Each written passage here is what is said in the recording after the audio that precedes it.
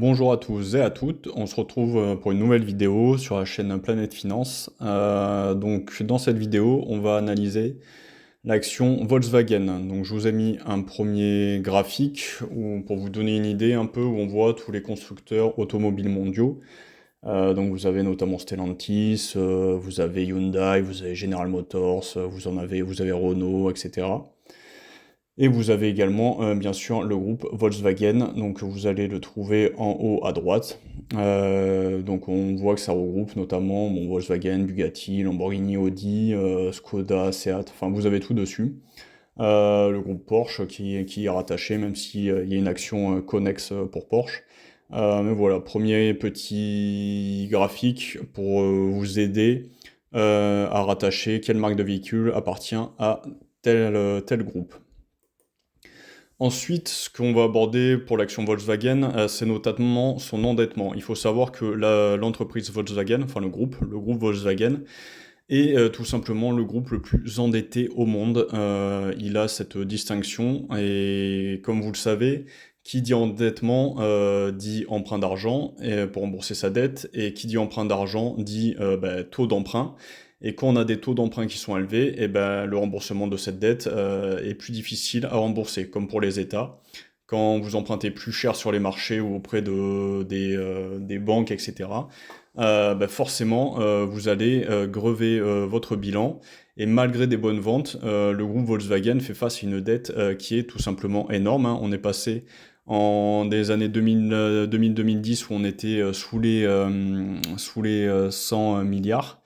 Et on arrive aujourd'hui à dépasser les 200 milliards en une dizaine d'années. Donc la dette a doublé, ce qui a fortement fragilisé le groupe.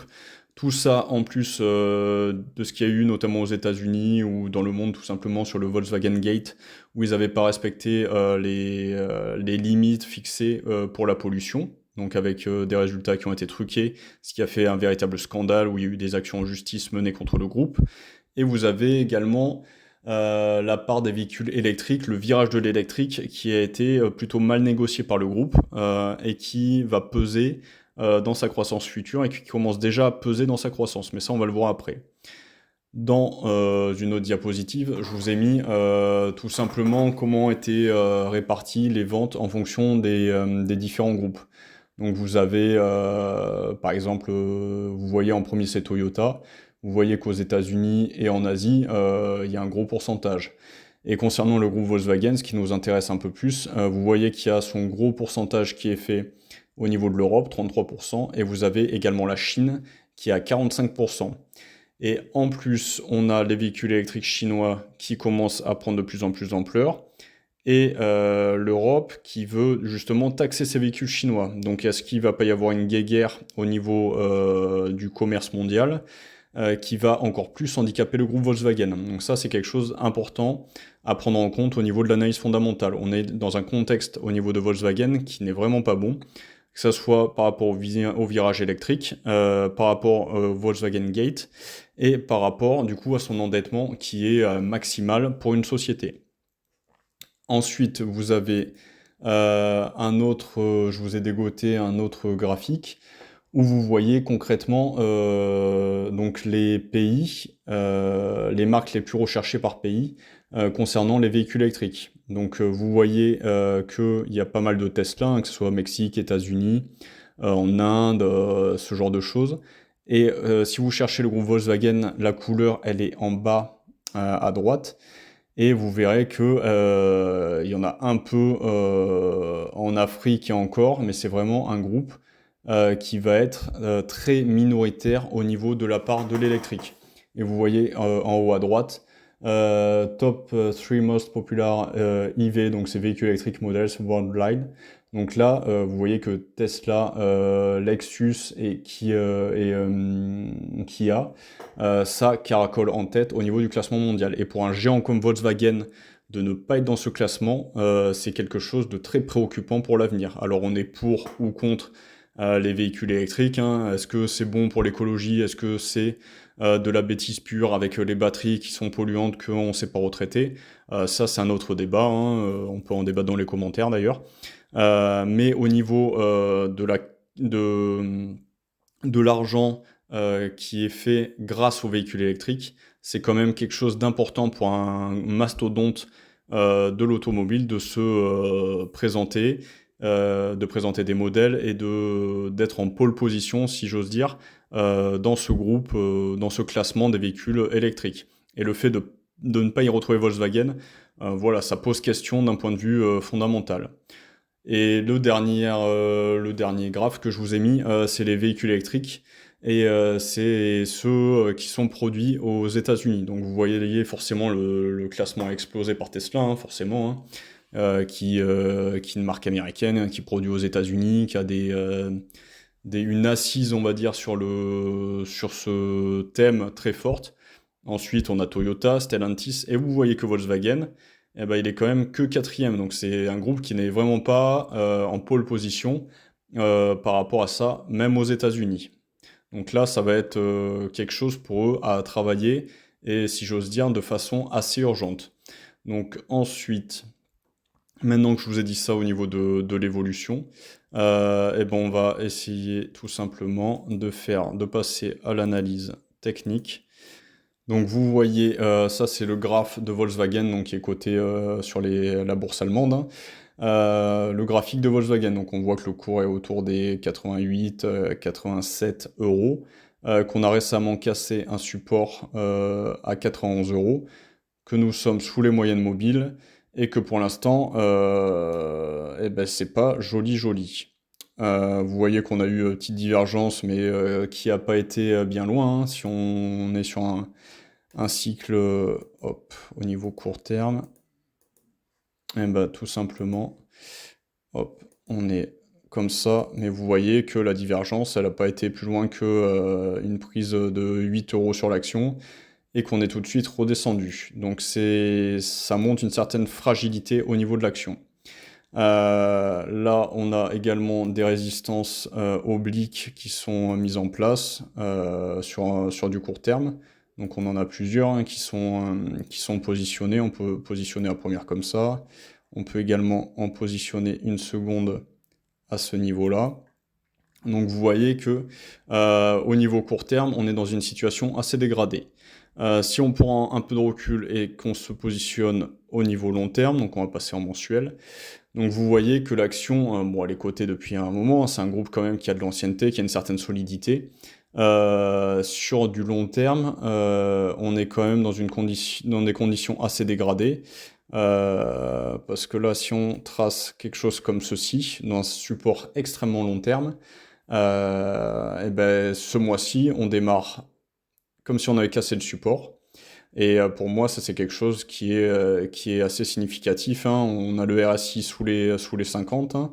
On casse un support long terme, donc là, il faudra attendre la fin du mois pour voir si on a un rebond et qu'on réintègre le cours. Mais concrètement, pour moi, à la fin du mois, si la bougie clôture sous ce support, je pense que le groupe, sans souci, peut aller chercher les 60, entre les 60 et les 58 euros. Pour moi, ça me paraît tout à fait cohérent. Parce que vous voyez qu'on avait quand même un support donc horizontal qui a été assez puissant pour faire rebondir le cours à plusieurs reprises. Donc ce support, il a été cassé. Donc vous voyez qu'il a servi de support résistance ici. Donc on est en 2017, support en 2018. Donc cassé, remonté. Ça a servi de support une fois. Donc il a rebondi sur les cours en juillet 2022. On a rebondi encore en octobre 2022. On a rebondi en octobre 2023. Et là, cette bougie-là a cassé ce support qui était quand même présent, si on prend les derniers, depuis 2 ans. Donc là, quand on a un support de 2 ans qui casse, ça commence à pas sentir bon pour le long terme.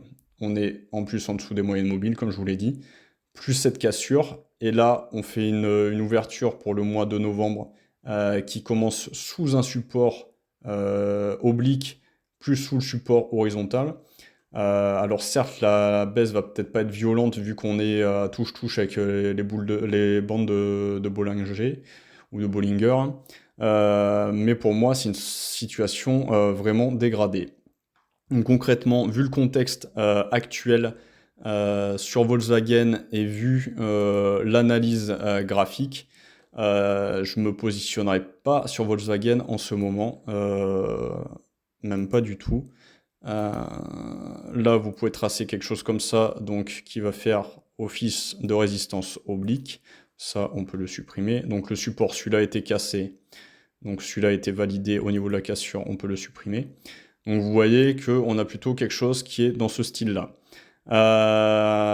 Au niveau long terme, on va se dire qu'on a quand même, je pense, un support d'une certaine solidité à ce niveau-là.